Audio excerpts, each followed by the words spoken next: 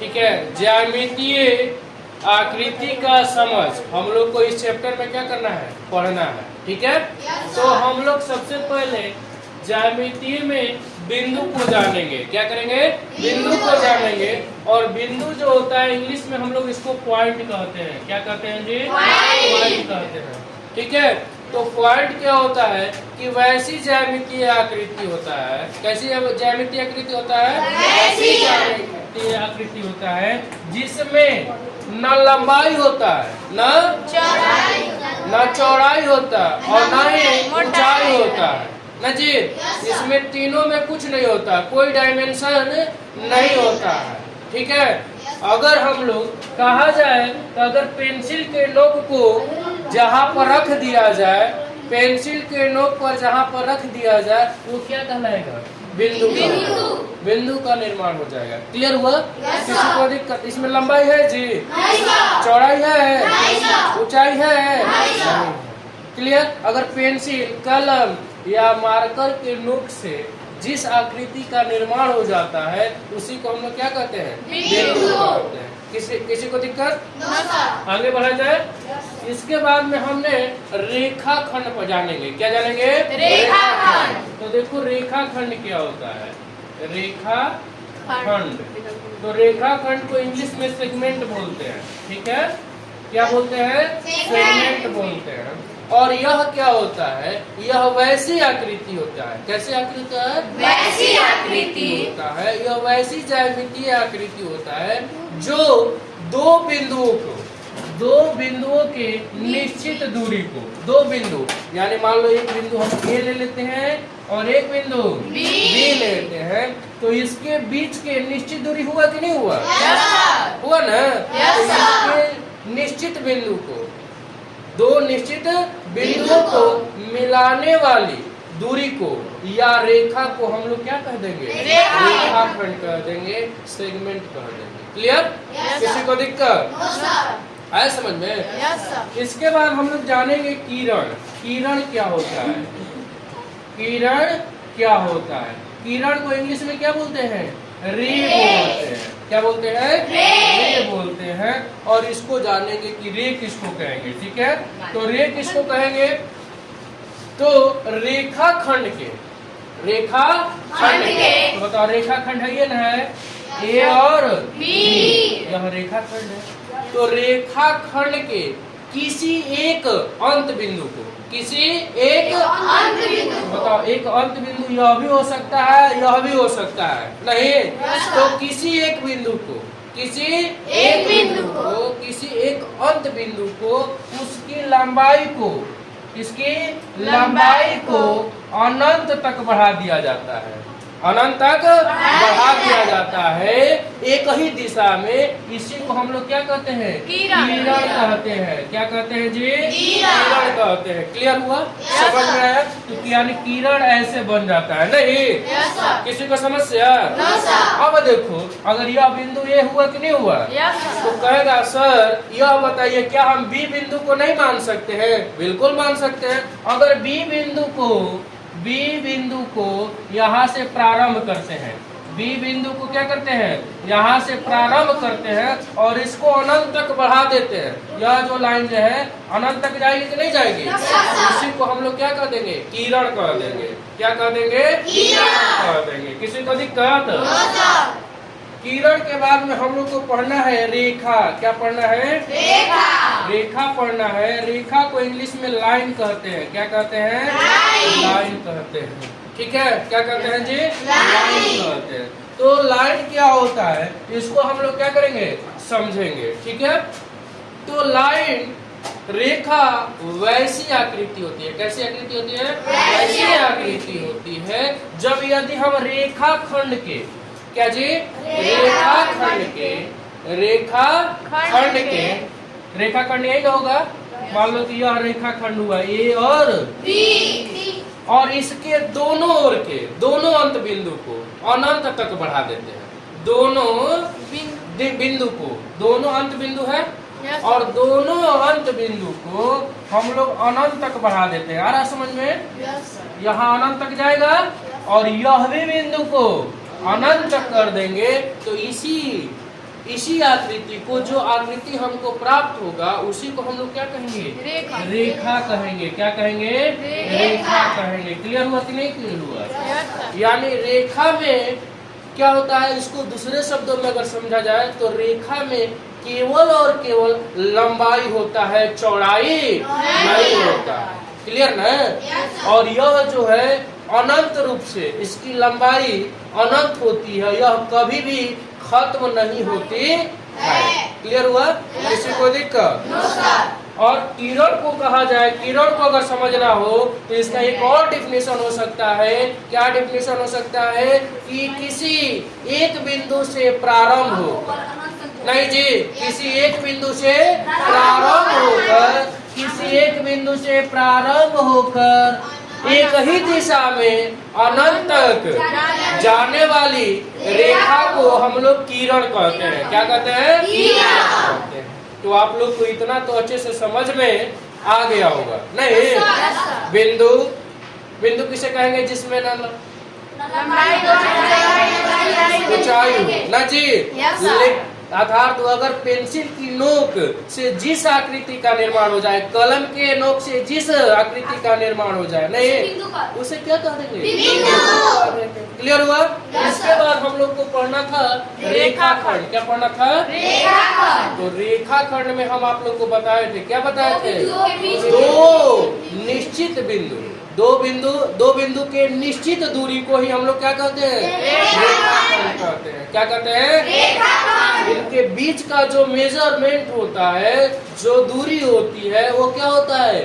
एक निश्चित होता है, नहीं? यह न बढ़ाया जा सकता है ना? क्लियर हुआ? और यह रेखा का एक भाग होता है। यह रेखा का क्या होता है? भाग होता है। क्लियर हुआ? इसके बाद में किरण, किरण किसे कहते हैं? तो रेखाखंड के,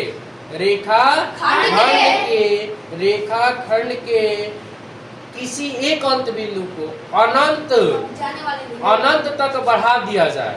क्या कह दिया जाए? अनंत तक, उसके एक ही दिशा में बढ़ा दिया जाए, तो वैसे आकृति जो बनेगा उसको हम लोग क्या कहेंगे? या दूसरे शब्दों में कह सकते हैं कि किसी एक बिंदु से प्रारंभ होकर एक ही दिशा में अनंत तक जाने वाली रेखा को क्या कहेंगे? ठीक है। और रेखा तो आप लोग समझ गए होंगे कि अगर रेखाखंड के दोनों अंत बिंदु को अनंत तक अगर बढ़ा देते हैं, अनंत तक बढ़ा देते हैं, तो जो हमें आकृति प्राप्त होगा, नहीं, उसको क्या कहेंगे? रेखा कहेंगे। क्लियर हुआ? किसी को दिक्कत?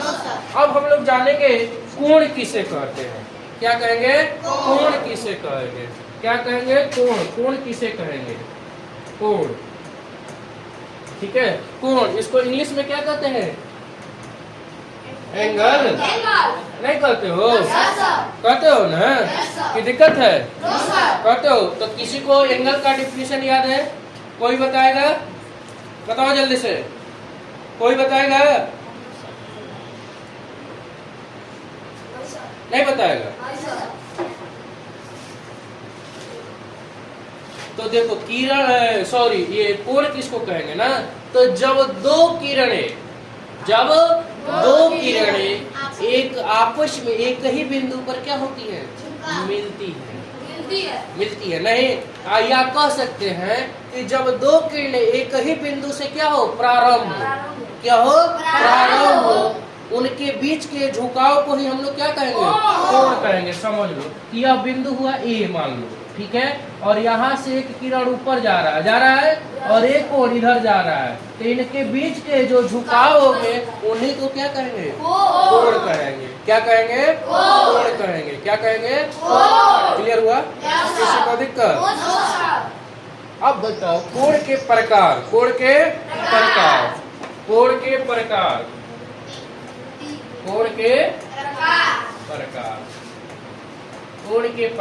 तो कोण जो होते हैं, ठीक है, तीन ही प्रकार के होते हैं। निम्न प्रकार के होते हैं कोण, नहीं? अगर ऐसे तुम लोग को 7 क्लास में पढ़ना है, ठीक है, न्यून कोण। क्या पढ़ना है? न्यून कोण। इसके बाद सम कोण, इसके बाद अधिक कोण,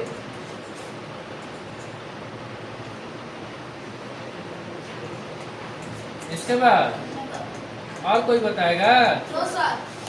और नहीं याद है? कौन सा? पूरक कोण, पूरक कोण, इसके बाद समपूरक कोण, इसके बाद ऋजु कोण,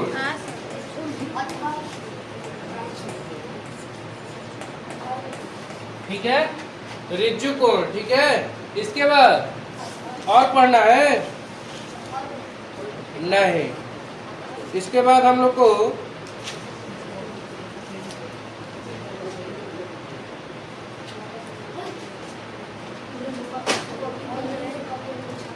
पढ़ेंगे, इसके बाद पढ़ेंगे आसन कोण। क्या पढ़ेंगे? आसन कोण। आसन कोण के बाद पढ़ेंगे रैखिक, रैखिक युग्म कोण। क्या पढ़ेंगे? ये सब पढ़ेंगे, ठीक है। तो देखो अब समझते चलो कि किसको किसको कौन सा कोण कहेंगे, ठीक है। तो इसका हम लोग समझेंगे। तो देखो न्यून कोण किसे कहेंगे? वैसा कोण, वैसा कोण जिसका जिसका जिसका कोण का मान, जिसका कोण का मान 90 डिग्री से क्या हो? कम हो। क्या हो? 90 डिग्री से कम हो। 90 डिग्री से और 0 से क्या हो? बड़ा हो। 0 से बड़ा और 90 से कम हो, उसको क्या कहेंगे? जैसे मान लो कि यह जो कोण है, यह जो कोण बना मान लो 60 डिग्री का बना, नहीं 60 डिग्री का बना, तो यह जो कोण कहलाएगा तो ये कौन सा कोण? क्योंकि यह 90 से कम है कि नहीं है? है ना। 89 डिग्री का कोण कौन सा कोण? 89 क्योंकि 90 से एक कम है, नहीं है, तो उसको भी क्या कहेंगे? न्यून कोण कहेंगे। समकोण कोण किसको कहते हैं? समकोण किसको कहते हैं जी? वैसा कोण जिसका वैल्यू मान क्या हो? 90 डिग्री के क्या हो? बराबर हो, उस कोण को क्या कहेंगे? समकोण कहेंगे। क्या कहेंगे? समकोण कहेंगे। फिर है अधिक कोण, वैसा कोण जिसका मान 90 डिग्री से क्या हो जी? 90 डिग्री से क्या हो? बड़ा हो। क्या हो जी? यानी वैसा कोण 90 डिग्री से क्या हो? बड़ा हो। 90 डिग्री से क्या हो? बड़ा हो और 180 से छोटा हो। जैसे मान लो सपोज करो कि यहाँ पर हम दे दिए 95 डिग्री, तो बताओ 95 डिग्री क्या होगा? अधिक कोण होगा कि नहीं होगा? तो इसका जो फिगर बनता है ऐसे बनता है। मान लो यह 120 डिग्री का हो गया, तो यह क्या हो गया? अधिक कोण कहलाएगा। आ गया समझ में? किसी को दिक्कत? पूरक कोण किसे कहेंगे? तो वैसा दो कोण, वैसी दो कोण जिनका योगफल 90 डिग्री के बराबर हो। जिनका योगफल किसके बराबर हो? 90 डिग्री के बराबर। जैसे मान लो कि अगर हम दे दिए तुमको 50, कितना दे दिए? 50 डिग्री। इसका पूछेंगे कि पूरक कोण क्या होता है, इसका पूरक कोण क्या होता है, तो आप कहोगे ना कि सर हम लोग जानते हैं डिफिनीशन से। क्या जानते हैं? कि वैसी दो कोण जिनका योगफल 90 डिग्री के बराबर हो। तो सर इसका पूरक कोण जब आप पूछ रहे हैं तो हम लोग बता देंगे 90 डिग्री माइनस, यानी इसका जो पूरक कोण होगा सर 40 डिग्री के क्या होगा? बराबर होगा। क्लियर ना? किसी को दिक्कत? आ गया समझ में? उसी तरह से समपूरक कोण क्या होता है? वैसा कोण। कैसा कोण? वैसा कोण, वैसा दो कोणों का योगफल, वैसा दो कोणों का योगफल जिनका योगफल कितना? 180 के बराबर हो। क्या हो? 180 डिग्री के बराबर हो। जैसे मान लो हम दे दिए कोई कोण, दे दिए 110, आप पूछेंगे कि इसका बताओ समपूरक कोण क्या होगा, तो कहेगा ना सर 180 डिग्री माइनस 110 डिग्री, कितना जी? 70 डिग्री, इसका क्या हो जाएगा, समपूरक कोण हो जाएगा। क्लियर हुआ? इसके बाद में हम लोग को पढ़ना है ऋजु कोण क्या होता है। तो वैसा कोण, कैसा कोण, वैसा कोण जिसका वैल्यू, जिसका मान 180 डिग्री के बराबर हो, उस कोण को हम लोग क्या कहते हैं, ऋजु कोण कहते हैं। 180 डिग्री हुआ कि नहीं, मान लो यह कोण यहाँ से बन रहा है, यहाँ से बन रहा है कोण, तो यह जो कोहरा बन गया तो 180 डिग्री का। ठीक है, किसी को दिक्कत? आ गया समझ में? अब देखो, अब